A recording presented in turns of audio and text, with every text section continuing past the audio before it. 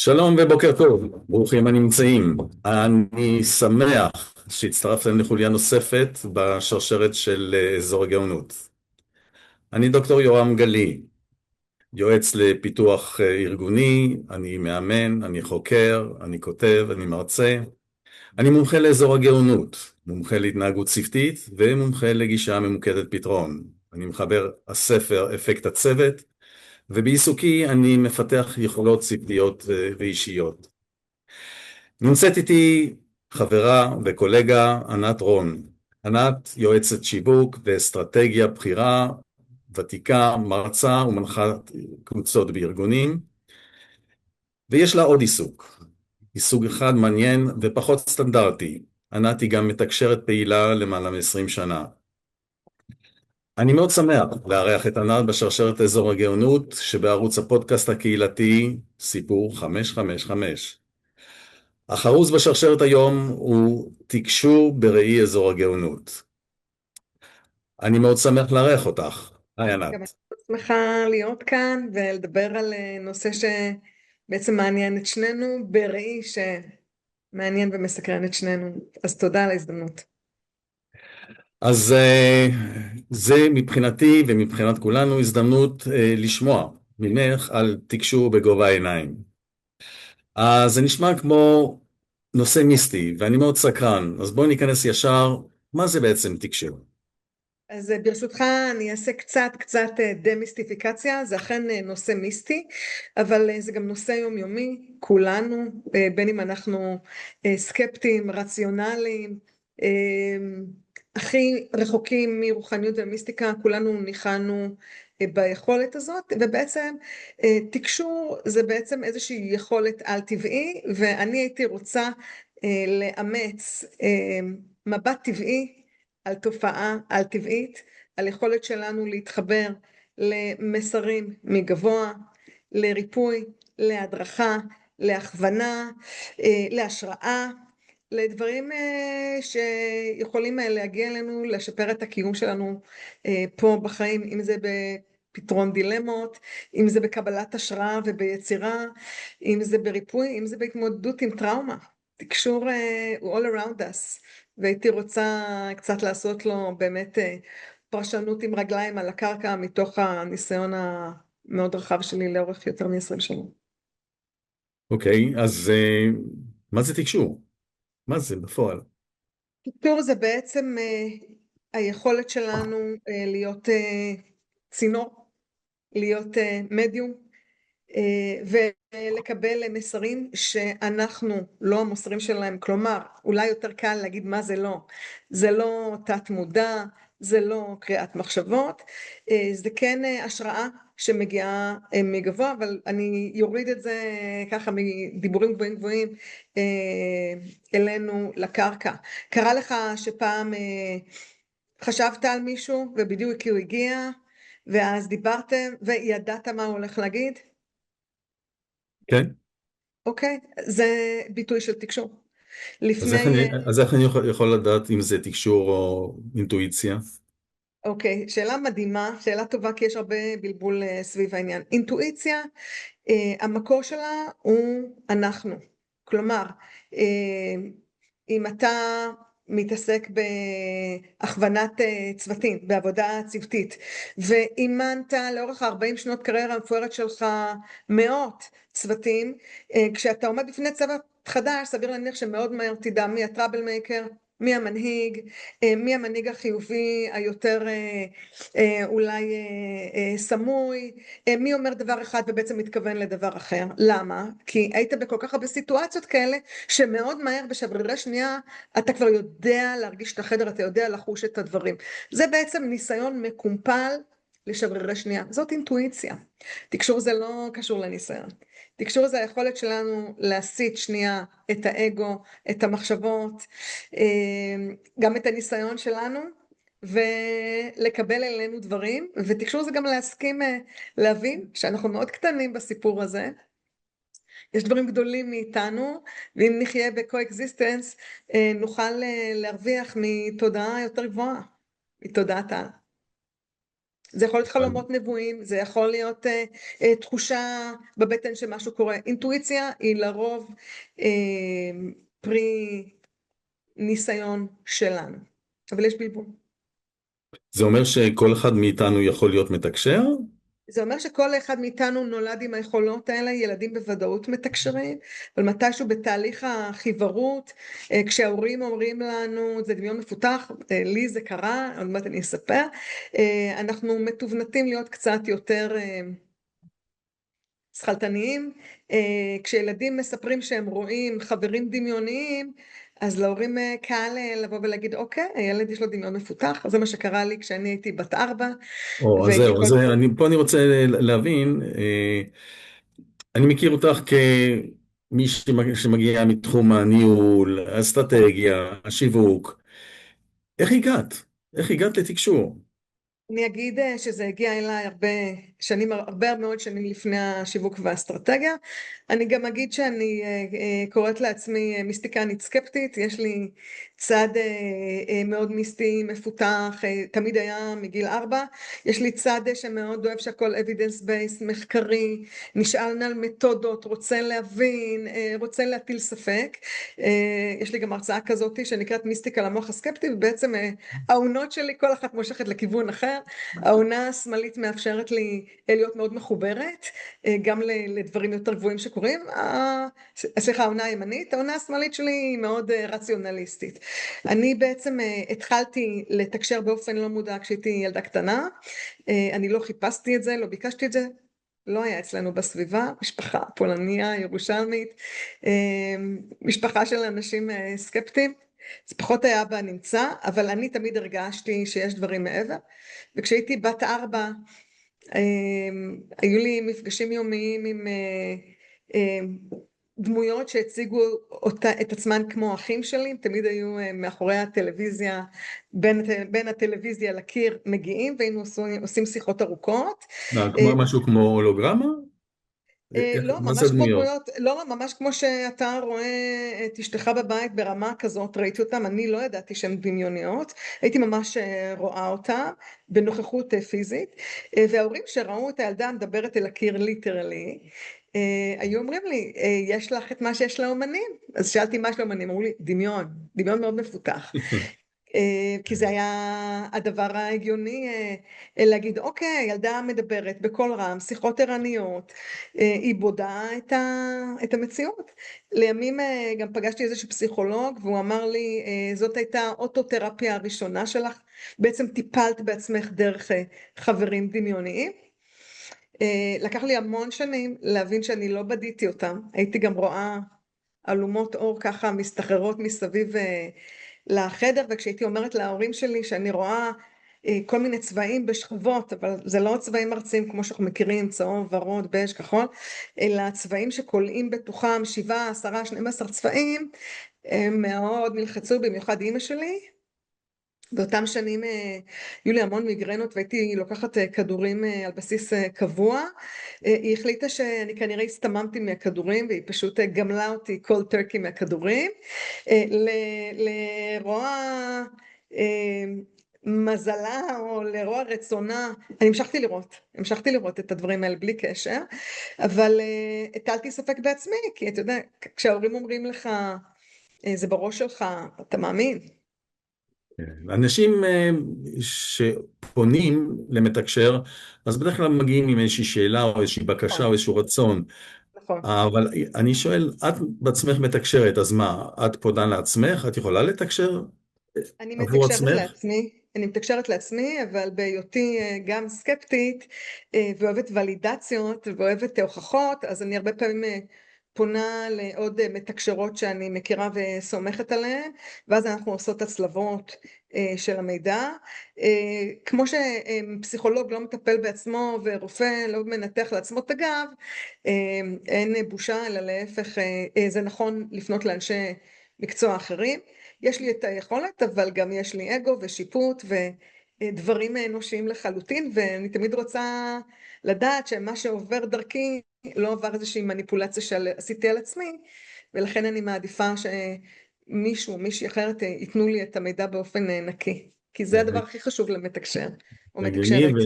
וכן, הגיוני, ויפה מאוד, זה ממש פעילות שלמה שפחות ערים לה. אנחנו ככה נמצאים בשרשרת של אזור הגאונות, ואז לפני שאני אשאל אותך לגבי הזיקה מהמם. בין תקשור לבין אזור הגאונות, אני אזכיר ככה בקצרה את שלושת המרכיבים של אזור הגאונות, שהאחד מהם זו הכרה ביכולות המבריקות והייחודיות שלי. זאת אומרת, מה הן יכולות שהן מיוחדות לי, שהן אפילו באות אליי ונעשות מבוצעות בקלות, שקל לי לעשות אותן. הדבר השני, כמו תחום נוסף, מרכיב נוסף, מעגל נוסף, זה לעשות את הדבר שאני הכי אוהב לעשות. כלומר, שבזמן אותה עשייה שאני מאוד אוהב לעשות, ושהזמן טס, אני משתמש באותן יכולות שהרגע ציינתי, וששני הדברים האלה ביחד נותנים ערך, נותנים תרומה, איזשהו סיוע או אפילו השראה לאחרים, לעולם, בין אם אלה לקוחות ובין אם אלה אנשים שבסביבה שלנו. אז כשאמרתי את זה, מה הקשר, מה הזיקה שאת יכולה לראות בין תקשור לבין אזור הגאונות? אני חושבת שהנדבך השלישי שדיברת עליו, הנתינה, האימפקט, התרומה, זה דבר הכי משמעותי והכי גם מדיד. אם בחזרה אני חוזרת לאסטרטגיה ולמדידות ולמחקריות, שזה גם צד אצלי. התקשור הוא בעצם הנגשה. הנגשה של ידע, הנגשה של ריפוי, הנגשה של טרנספורמציה, אם נבחר בכך. אפשר גם לבחור שאנחנו לא רוצים, רק רוצים להקשיב, ואוקיי, היה הזוי, היה מעניין, תודה וביי. אבל אפשר גם לקחת את המידע. הרבה אנשים פונים אליי סביב כל מיני דילמות, אמרת נכון, כשאנשים הכל פתור, הכל סבבה, הכל על מי מנוחות, פחות זקוקים למישהו חיצוני שיבוא וייתן פרשנות או חיזוקים, או ייתן איזשהו מוצא. אבל מאוד קל אחר כך לראות האם הדברים שהתקשור אמר הם באמת יכולים לעזור, הם באמת בעלי ערך. כלומר, כשמגיע מישהו ויש לו דילמה בעבודה והוא רוצה להתמנות להיות סמנכ"ל, מקרים אמיתיים שאני מלווה, אני מלווה הרבה מאוד בכירים, גם גברים, לאו דווקא הסטריאוטיפים שאולי אפשר לקשר עם תקשור, כן. ואז התקשור אומר לו, תשמע, אתה צריך לייצר סביבך יחסי ציבור דרך זה שאתה מבליט את א' ב', ודרך זה שאתה פונה ליושב ראש ותפתח עוד ערוץ הכנסות, ובמקביל אל תיראה להוט מדי או אל תיראה יותר מדי באגרסיביות, ואז הוא יכול להתקשר ויכול להגיד לי מה שאמרת זה בדיוק מה שקרה, ובאמת פתאום המנכ"ל יסתכל עליי אחרת, ופתאום פיצחתי משהו שלא הייתי ער לו. אז אלה דברים שבאמת מוכיחים את עצמם. אני אסייג בצניעות ואני אגיד שזה לא מדע, זה הרבה פעמים כן מדויק, אבל זה לא מדע. יש פה מרחב לטעויות וגם יש פה מרחב לפרשנות. האדם שמקבל תקשור זה מידע לא גנרי, מידע ספציפי שהוא מגיע אליו בסיטואציה הנכונה, והוא יכול להחליט, הרשות נתונה, שהוא לא רוצה לקחת את המידע, או שזה לא מתאים לו, או שזה לא הזמן לנהוג בדבר הזה. אז גם לא יקרה שום דבר, זאת אומרת, זה לא מלווה כן. באיזה איום שאם לא, אז זה לא בעולמות האלה. אז בתהליך, מהרגע שאת מקבלת מידע, מהווה צינור ומעבירה את זה למישהו שמקשיב, את יכולה לראות איזה יכולות, חוץ מאשר המילה תקשור שהיא המילה כן. מסכמת, איזה יכולות ככה גלומות בתוך המעברים האלה? אני חושבת שהיכולת הראשונה היא אי שיפוט על כל מה שעולה, ואני יכולה להגיד שאני כענת הלא מתקשרת, אם היו אומרים לי דברים מסוימים, לא כמתקשרת, אולי הייתי יותר שיפוטית, אולי יותר ביקורתית, אולי הייתי חושבת על דברים אחרים. אין ספק שהתקשור הפך אותי להרבה יותר מכילה, הרבה פחות ביקורתית ולא שיפוטית, וגם הרבה יותר מבינה את הקיום האנושי על גווניו המאוד מורכבים, כי יש הכל מכל. אז דבר ראשון, להיות מסוגלת להתנתק משיפוטיות ולהיות אחד עם המסר. הדבר השני הוא להבין שאני לא המקור של התקשור, אני בסך הכל הצינור. להבין את מקומי בהיררכיה, ברוך השם ותודה לאל. נבחרתי לשמש ולשרת דרך היכולת הזאת, כי אני מאמינה ש-I am of service, וזה בדיוק הנקודה השלישית שמתחברת לנתינה ולאימפקט. אני כאן כדי להרבות את הטוב דרך מידע יותר גבוה, ולאפשר טרנספורמציות למי שרוצה. הדבר השלישי הוא יכולת להנגיש לכל אדם את המידע שמגיע לו בדרך שהוא יבין.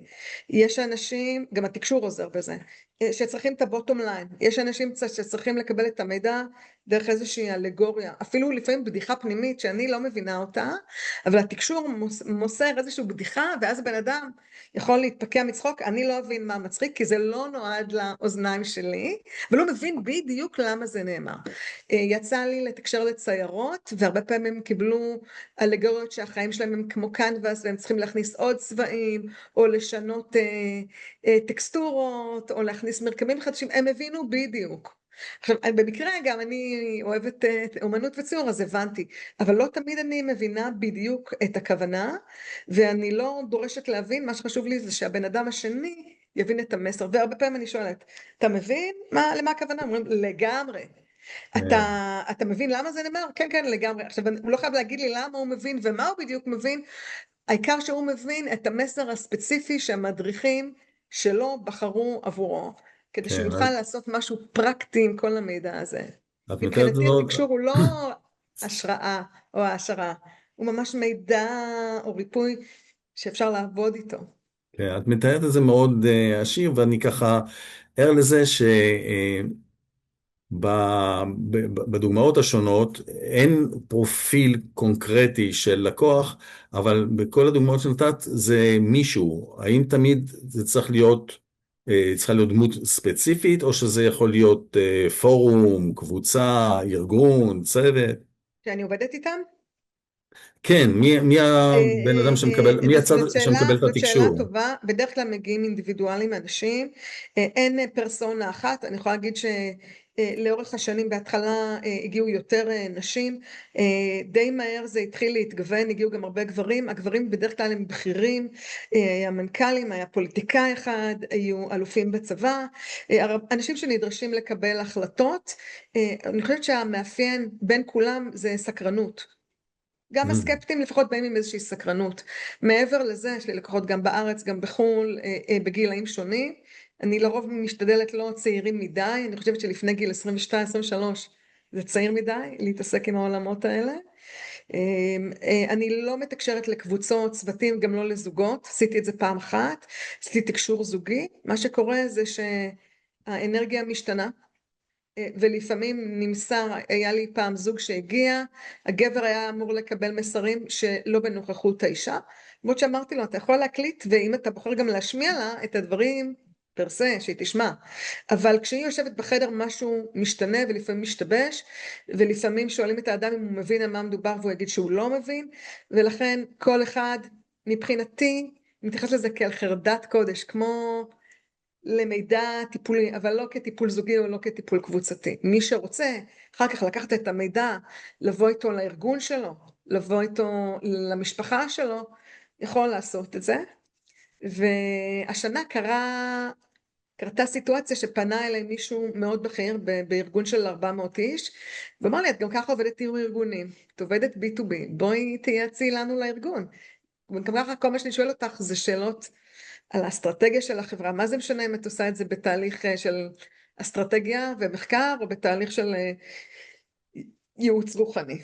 אז התחלתי לייעץ לחברה הזאת. כן, אבל אם אני מבין נכון, את תעשי את זה, אבל כשיש מישהו בן אדם במקרה זה אחד, המנכ"ל, נכון, אדם אחד, נכון. ולא כל ההנהלה ביחד. לא כל ההנהלה, הסיטואציות שבה הייתי כל ההנהלה זה כשביקשו ממני פעם, פנה אליי איזה יזם, שאל אותי על מה אני יודעת להרצות. אמר לי, אני רוצה להביא, יש לנו משהו שנקרא SKO, זה Sales Kick-Off, כנס מחירות בינלאומי, הייתה לו חברה רב-לאומית, סינגפור, פולין, ליטא, ישראל. אז הוא אמר לי, על מה את יודעת להרצות? אמרתי לו, אסטרטגיה, שיווק. אמר לי, משעמם, ומשעמם מאוד. מה עוד? אמרתי לו, מיסטיקה. אמר לי, אוקיי, בואי. אמרתי לו, מה הקשר אליכם? מה אתם עושים? הוא אומר לי, פינטק. אמרתי לו, אוקיי, מה הקשר? הוא אומר, זה נושא מספיק מעורר שיח, אפילו פרובוקציה, אני רוצה שכולם יתעניינו. ואז הם בעצם הטיסו אותי לאתונה, לבוא לעשות לכל החברה, הנהלה ועובדים, הרצאה. הוא אמר לי, אני מבקש שלא תגידי להם על מה את מדברת. שאלתי אותם, מה דעתכם אני הולכת לדבר? והוא רגולציה, בנקאות, טכנולוגיה, אמרתי להם, לא, לא, לא, תקשור. הלסת של אחד הפאונדרים שלא ידע, הייתה ממש הגיעה לרצפה, אמרתי לו, אני מבינה, גם אני לפעמים ממש סקפטית כמוני הגיעה לתקשור, אבל it is what it is, אני אספר לכם איך הגעתי לזה, ואיך גם הסקפטים יכולים להרוויח ולשמור על הרציו, ולשמור על הספקנות, ועדיין להיות פתוחים לעוד סוג של אינטליגנציה.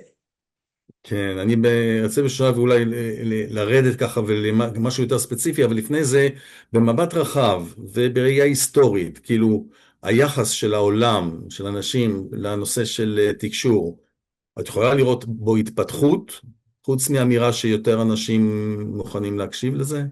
חד משמעית, אני יכולה להגיד שמקדמת דנה הדבר הזה היה קיים, זאת אומרת אם אתה מסתכל על האורקל מדלפי, אם אתה מסתכל אפילו על נביאים ביהדות, נביאים הם בעצם אנשים שידעו להעביר מסרים דרכם, למרות שאומרים הנבואה ניתנה לשוטים, אבל הם בעצם הם התנבאו, המקור לא היה הם בעצם קיבלו מסרים מלמעלה, אז גם בכל התרבויות ובכל הדתות. ואם בעבר ועד לא מזמן המדע היה מסתכל על תקשור כאל חולי נפשי, שיגעון, ובעצם התחילו לחקור את התופעה הזאת ב-UVA, ב-University of Virginia, תחת לימודי פסיכיאטריה, בשביל להבין מה זה הדבר הזה, מה זה התופעה, המדע היום יודע להגיד שהוא לא יודע, הוא יודע להגיד שהוא מסתכל, הוא נדרש להתבונן בתופעה הזאת עם הרבה אינטגריטי, אבל עדיין הוא לא יודע לפרש את זה בכלים מדעיים ואמפיריים. בארץ חוקרים את זה גם באוניברסיטת חיפה, זה נקרא לימודים פנומנליים. אז עצם זה שבעצם בוחנים את זה, אז כבר זה אומר שזה קיים, שזו תופעה, כבר זה נותן לזה תוקף, זה לא בראש של האנשים וזה לא המצאות. הדבר השני זה שעם כל הטלטלות שעברנו בעולם, אם לפני 5 שנים היו אומרים פה למישהו 6 שנים שאיזה נגיף מסתורי יבוא מתוך איזשהו עטלף מסין ויהיה נגיף שישנה את כל העולם וכל העולם יהיה בסגר ואחר כך יהיו מלחמות וארצות הברית תחטוף את הנשיא של ונצואלה, כלומר כל תרחישי ההזיה והסיינס פיקשן כבר התממשו, אנשים יותר פתוחים כי המציאות עולה על כל דמיון, בדיה ותרחיש, ואנשים גם רואים שיש בזה אמת. ספציפית בישראל אני חושבת שהמלחמה גרמה להתעוררות רוחנית, גם דתית, אבל בהקשר רוחני ואולי סוציולוגי, אנתרופולוגי, אנשים פתוחים לזה שיש דברים שאנחנו לא מבינים, יש תופעות שמעבר. אנשים שבמשפחה שלהם אנשים נפגעו, נרצחו, או יכולים לפנות אלייך לתקשור? הם יכולים, אבל אני מתפללת שהם לא יעשו את זה. אני לא הייתי רוצה להתעסק בנושאים כאלה. לאורך המלחמה שאלו אם אני רוצה שיפנו אליי אמא שבנה נרצח בנובה, ואני ביקשתי לא, זה קשה לי נפשית להתמודד עם זה. היום אני קצת יותר חזקה, זה היה הדרך שלי לשרוד ולשמור על איזשהו state of mind עם חוסן. אני חושבת שזה גם מאוד טרי, גם בעולם שמעבר, בחיים שמעבר לחיים או בעולם הבא צריך זמן כדי שהבן אדם שנרצח או שנפטר יעלה מהצד השני.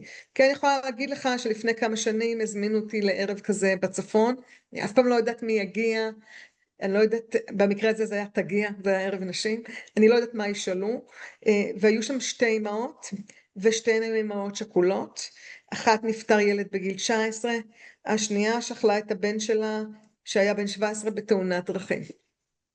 שתיהן קיבלו מסרים, כמובן אני מתקשרת לכל אחת בנפרד, ושתיהן קיבלו מסרים מהבנים, באופן שהם ידעו לפרש אותו בצורת הביטוי הספציפית לבן, ככה ששאלתי אותה, זה היה מתאים לו לדבר ככה? כן, לחלוטין. אז לפעמים המדריכים בוחרים בי כצינור, אבל אני לא מחפשת את זה, אני לא מחפשת לעשות סיאנסים, אני בדרך כלל עובדת על דילמות יותר קלות, יכולות להיות מאוד גדולות, זה יכול להיות גירושים, זה יכול להיות רילוקיישן, זה יכול להיות דילמת קריירה, אני לא כל כך אוהבת להתעסק ממש באופן יזום עם אלה שעברו הלאה, נרצחים, נפטרים, גם לא רציתי סביב החטופים. עם זאת, יש הרבה אמהות כן. שמספרות שהם ידעו בכל רגע נתון מה עם הבן שלהם בשבי, וזה תקשור. כן.